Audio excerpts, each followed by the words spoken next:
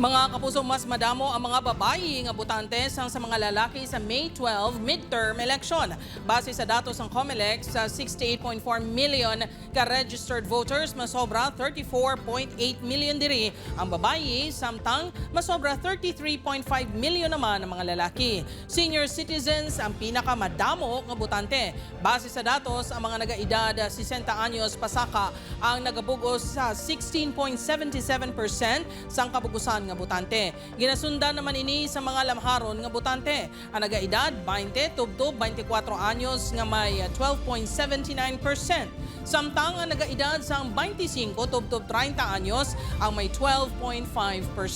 Pinakagamay ang mga bag-o nga mga botante nga nagaedad 18 tubtob 19 anyos nga yara lang sa 3.9%.